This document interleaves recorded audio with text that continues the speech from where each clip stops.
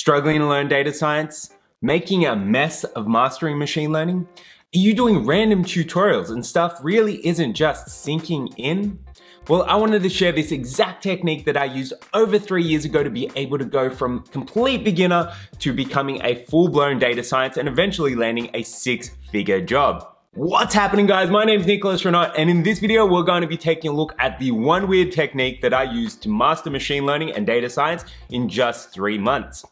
Now, in order to go through this, we need to go way back and take a look at how this all started. So a while ago, I set out on a path to go out and learn machine learning, data science, and deep learning. Now, these are obviously reasonably complicated fields. So I started off by doing tutorial after tutorial after tutorial, and I did a bunch of courses and certifications, but nothing was really sinking in. Every single time I went to learn something new, it'd be like I'd forget everything that I'd previously learned. So I was never really progressing and becoming a data scientist. It really wasn't sinking in, and I really just wasn't getting it. I'm just not getting it. Until I found this guy. Now, this guy's name is Dominic O'Brien, and he's famous because he's an 8-time world memory champion. I discovered him a while back because I actually noticed he was able to retain a ridiculous amount of information. One such feat is where he actually went and memorized 54 different decks of cards in perfect order. That's 2,808 different cards. Now, you can actually watch one of his World Guinness Record attempts up here. So in this particular video, he's actually shown memorizing 50 different objects in their correct order. Pretty crazy, right? Now you're probably thinking, what does this have to do with data science, machine learning, or deep learning? Well, I decided way back then that I'd try to use this exact same technique to be able to learn how to code, learn data science concepts, and learn deep learning concepts.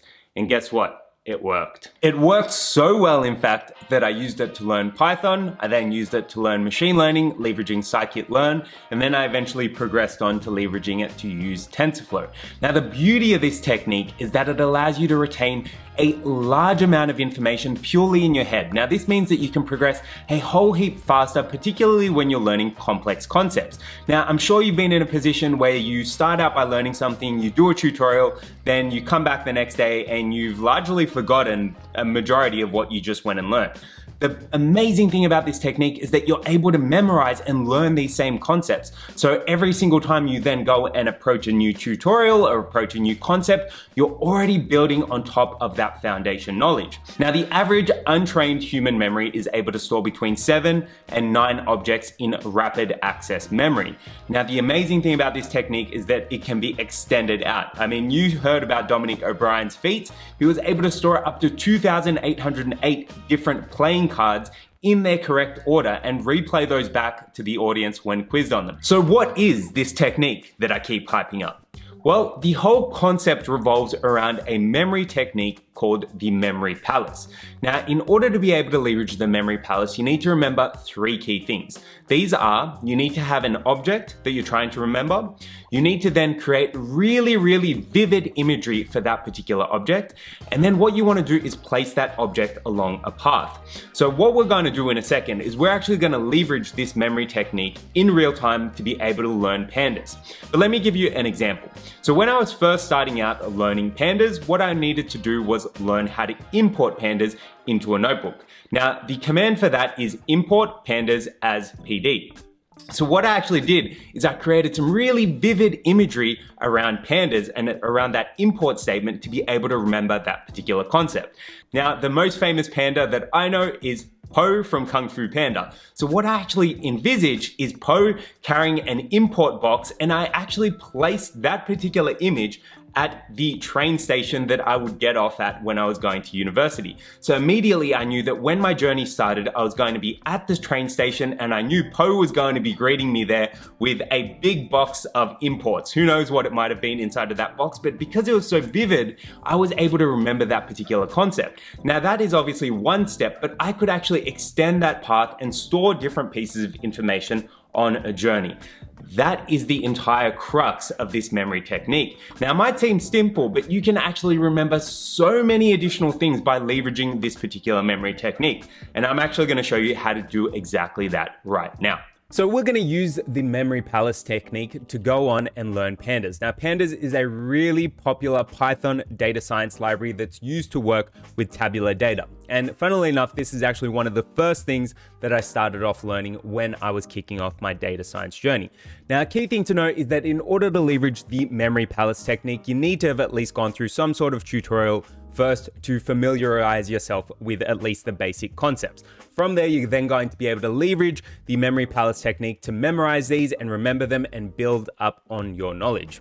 Now, when I was learning pandas, there was 9 key concepts that I wanted to be able to learn. And these are the 9 concepts right here. So in this case, we've got 1, 2, 3, 4, 5, 6, 7, 8, 9 different lines of code that we're going to be walking through.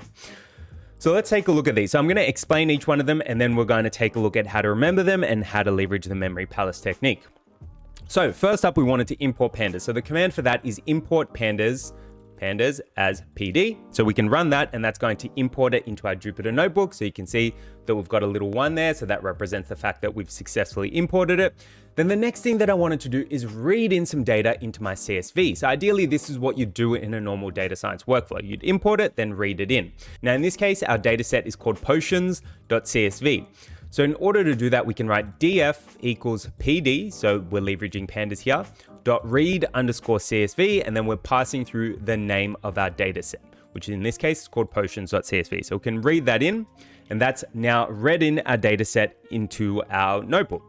But right now, we're not actually showing anything. So we've just read it in, but we can't actually see any information.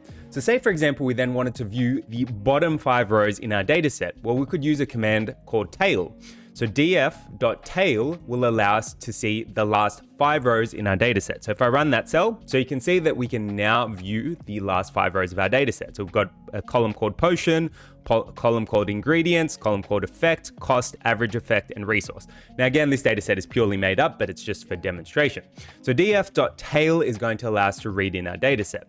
Then say, for example, we wanted to view the first 5 rows of data. So we can use the command df.head to do that. So if I run that cell, this is going to allow me to view the first 5 rows in our data set. So again, same columns, we're just now viewing the 0 to 4th row. Previously, we were viewing the 2nd to the 6th row. So again, df.head to view our first 5 rows of data. Now, the next command that we want to use is df.describe. So this is going to allow us to take a look at summary statistics in our data set. So I can run df.describe, and that is going to allow me to calculate the count, the mean, the standard deviation, the minimum, as well as my quartiles and my maximum on my numeric features in my dataset. So df.describe allows us to view summary statistics.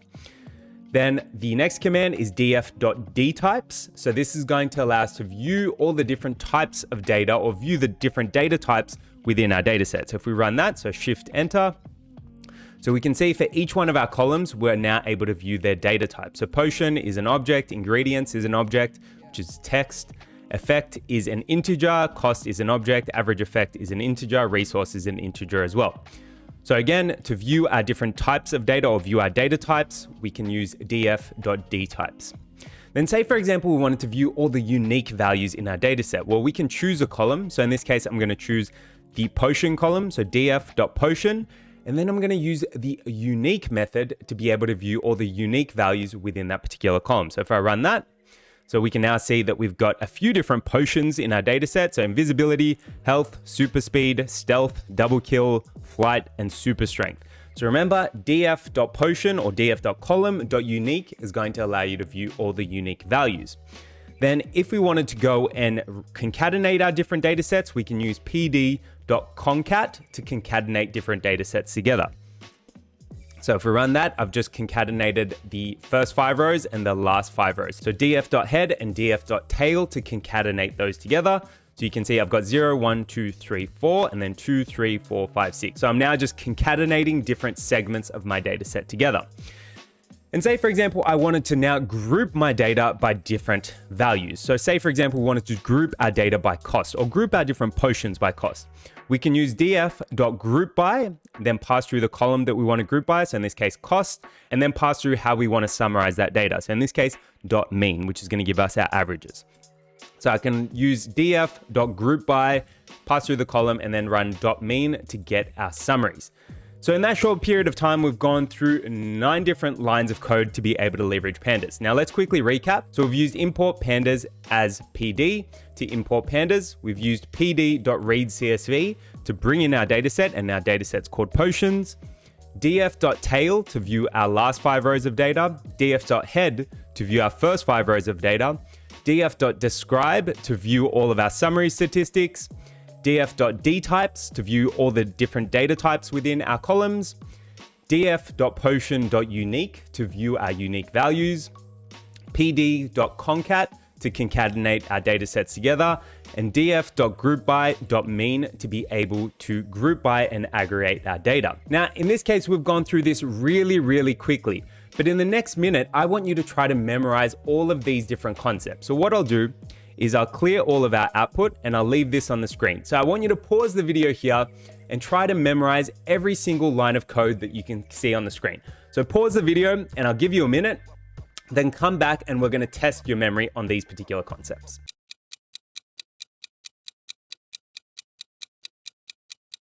Okay, so we're minutes up. Now I'm gonna hide all the code and I want you to try to recall every single line of code that we've actually gone through and how to leverage them. So again, we've done this really quickly, but I at least want you to try to give this a crack. Then we're going to apply the memory palace technique to try to remember it a little bit better. So give it a go.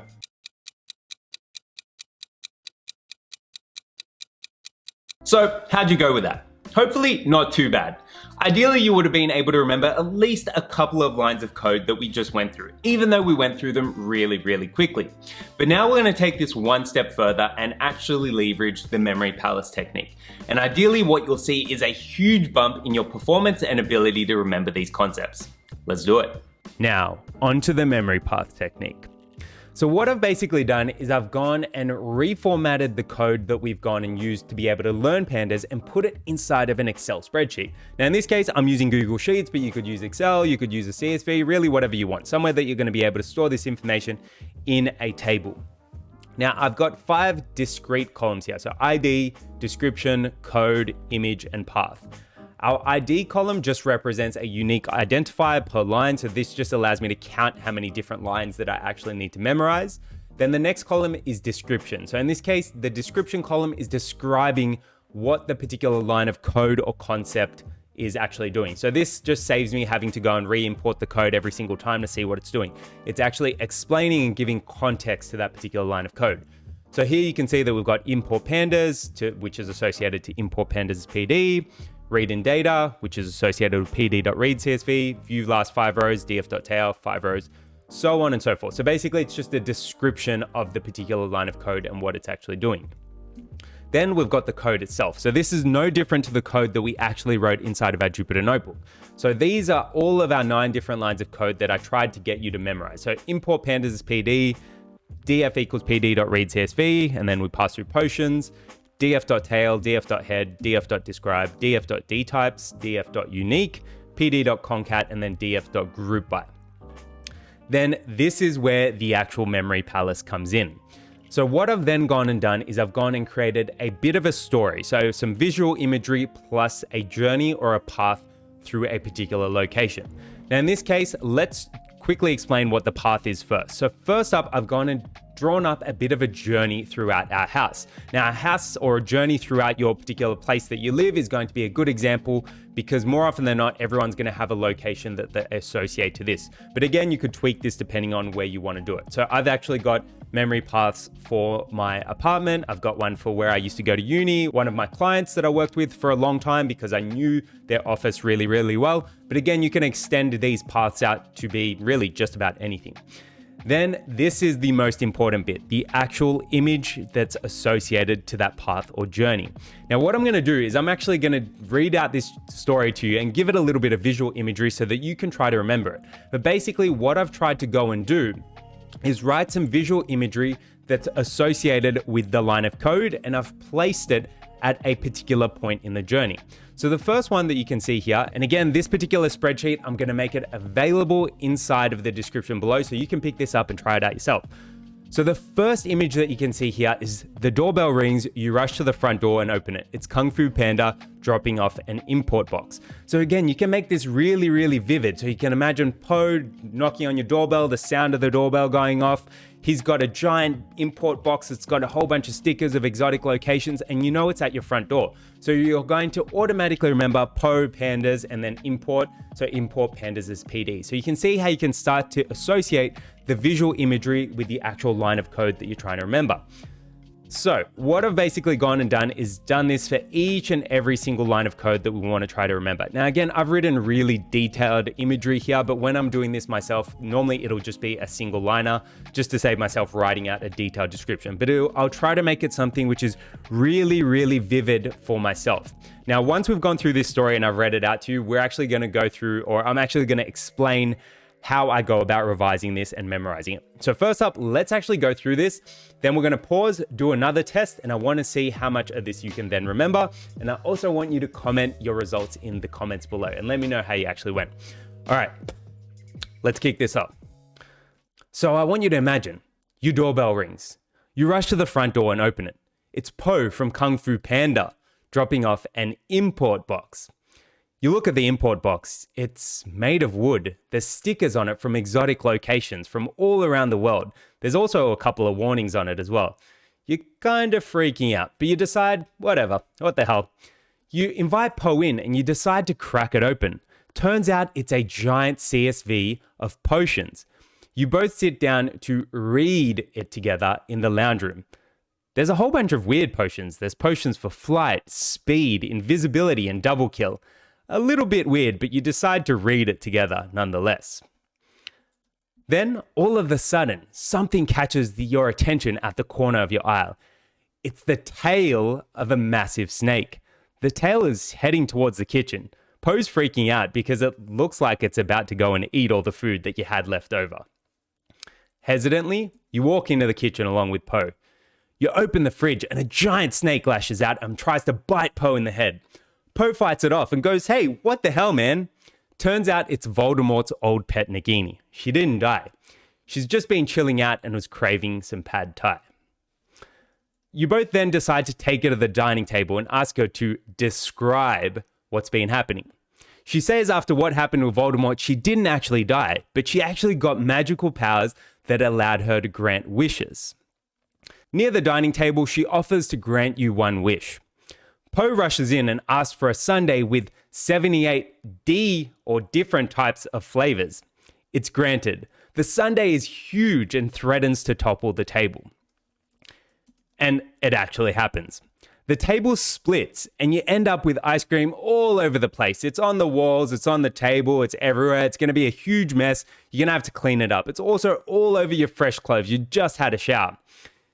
Anyway, you decide to run over to your bedroom and you open the door to find Captain Marvel there. She's changing the color of her suit, and you can see that there's a whole bunch of unique color combinations. She's changing them so quickly that it looks like there's a bit of a rave in your bedroom. She asks you to critique which unique color combination is best.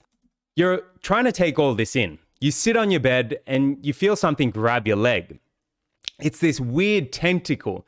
You begin to freak out, but then quietly, Goose, Captain Marvel's Flurkin cat, decides to jump out and quietly stroll onto your lap like nothing happened. It's all becoming too much. You stand up and decide to run outside your door, and magically, Po, Nagini, Captain Marvel, and Goose, the Flurkin cat, are all outside and decide to give you a big group hug. It all seems so surreal. The clouds start to part, but really, it's just you opening your eyes. What a wild ride. Crazy dream, hey? Well, at least now you know a little bit of pandas. So that's the entire story. I forgot to highlight the last line, but you sort of get the idea. We're associating really vivid imagery with a location throughout a common path. Now, I want you to pause the video here and try to remember all the different lines of code again, but this time try to remember the story that I just told you. Try to remember the vivid imagery and how that is associated to a particular line of code. So pause the video here and we'll be right back.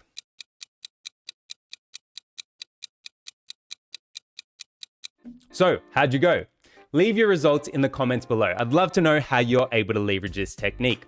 Now let's quickly go through and take a look at what we did here. So what we did is we associated some vivid imagery with a particular line of code, and we placed it at a particular location within a familiar path. Now again, you can extend this out, you can make it a whole heap longer, and really flesh this out to be really complete for a whole particular topic. I've done this, and I think the longest path that I've got is about 59 to 60 different lines of code, and that was specifically the path that I used to be able to go and learn machine learning. But again, the possibilities for this are endless. Now you're probably thinking, how do you leverage this to go and improve it, add additional lines, and go about revision? Well, let's take a look. So in order to really make this stick, for the first week that I go and learn that particular memory path, I'll actually revise it every single morning. So what I'll actually do is, without actually taking a look at the code, I'll try to remember all of the different lines of code that are actually associated to the particular path in the journey. Now again, this is what I did to learn data science, deep learning, machine learning, and I'm still using it for discrete optimization right now. Then once I've gone through the first week, I'll start to do it at larger increments. So rather than reviewing it every single day, I'll review it every second day or every single week. And then now, because this is so long ago, I'll only revise and go through that particular memory path once or twice a year at max. But because I've got that story so vividly entrenched in my memory, I'm then able to sort of pick it up and remember it really, really quickly. And again, I'd love for you to try this out and let me know your results and how this actually works for you. So hopefully leveraging this one weird technique helps you learn machine learning, deep learning, data science, or whatever you want to learn for your career just that little bit faster. Now again, all of the stuff shown in this video, including the Jupyter Notebook, the dataset, as well as the template memory path, they're all going to be available in the description below. So pick them up and let me know how you go. And on that note, that about wraps it up. Thanks so much for tuning in, guys. Hopefully you enjoyed this video. If you did, be sure to give it a thumbs up, hit subscribe, and tick that bell. And if you'd like to see more content around how to use memory paths and the memory palace technique to be able to go and learn advanced concepts, I'd love to hear your thoughts in the comments below. By all means, do hit me up. But on that note, thanks again for tuning in. Peace.